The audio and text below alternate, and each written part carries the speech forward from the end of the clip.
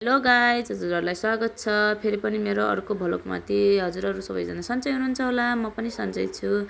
मेरो आज बिहानीको सुरुवात कसरी भयो हजुरहरूले देख्न सक्नुहुन्छ। आज चाहिँ शनिबारको दिन, आज चाहिँ अलि ढिलो उठ्नु पर्ला भन्ने सोचेको थिएँ, त्यही पनि आज नै बिहानै निद्रा खोल्यो। अनि जुन दिन छिटो उठ्ला भने ऊ दिन छिटो उठ्दैन, जुन दिन ढिलो उठ्ला भने ऊ दिन चाहिँ मेरो बाबु पनि छिटै नै उठेको हुन्छ नि त। मेरो बाबु चाहिँ आज बिहान नै 6 बजे उठेको थियो, बिहान नै निद्रा खुलायो। बिहान उठ्न बित्तिकै भोक लाग्यो भन्दै चाहिँ उसले मेरो निद्रा खुलायो। त्यसपछि म चाहिँ यता रुमसुम सफा गर्न लागेँ नि त, रुम धेरै फोहोर भएको थियो। त्यसपछि हामीहरू यता 3 जना मिलेर बुरुस गर्न गयौँ। आज चाहिँ छुट्टी थियो नि त, त्यही भएर सबै रमाएका छन् नि त।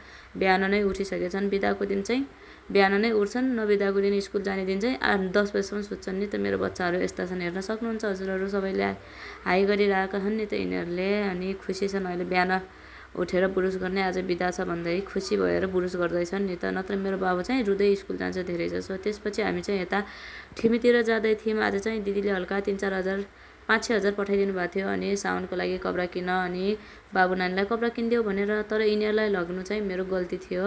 यिनीहरूलाई लगेर मैले आफूलाई चाहिँ कपडा बिचकाएँ जस्तो लाग्यो। तर यिनीहरूलाई हेर्न सक्नुहुन्छ, एउटाले जस्तो भन्यो उस्तै गएको त रुँदै, अर्काले पनि त्यही कपडा किन्न पठाएर हैरान बनाएको थियो। जानवीलाई यो कपडा मन पर्यो भन्दै उसले किन्न लगायो अनि त्यसपछि मेरो बाबु पनि मलाई त्यही नै किनिदिनु भन्दै यता किन्न लगायो। अनि त्यसपछि दुई भाइलाई 2 जोर किनिदिएको।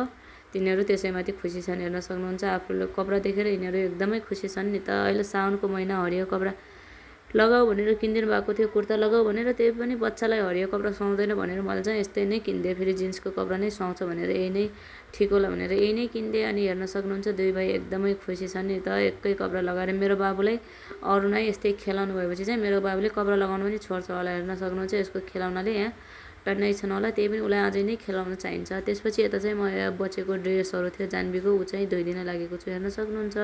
यस्तै नै हो हामीहरूको जब। हामीहरू केही काम नगरे पनि घरमा बस्दै यही काम नै गर्नुपर्छ। बिहान उठेर खाना बनाउने, दिउँसो कपडा धुने, यस्तै गर्दै बितिरहेछ भनौँ काठमाडौँको ठाउँमा चाहिँ हाम्रो दिनहरू। कहिले खाना बनाउने, कहिले खाने, कहिले पढ्नेलाई पनि टाइम नै दिनु। अरू बेला चाहिँ अरू टाइममा चाहिँ मैले पढ्नेको टाइम राख्थेँ। आज चाहिँ शनिबारको दिन अनि उता ठिमी जाने अनि यता आएर ड्रेस धुने भएको भएर चाहिँ मैले पढ्नेको लागि टाइम राखेको छैन। अनि हेर्न सक्नुहुन्छ यता चाहिँ म कपडा सुकाउँदैछु नि त। यहाँ धेरै प्याक हुन्छ, हामी बस्ने ठाउँ धेरै नै मान्छे बस्नुहुन्छ नि त, त्यही भएर कपडा सारी कपडा सुकाउने अवस्था हुन्छ। फेरि पनि म अर्को भ्लगमाथि भेट्छु। सबैजनाले माया गरिदिनु होला, लाइक कमेन्ट सेयर गरिदिनु होला मेरो भ्लगलाई। हुन्छ, बाई।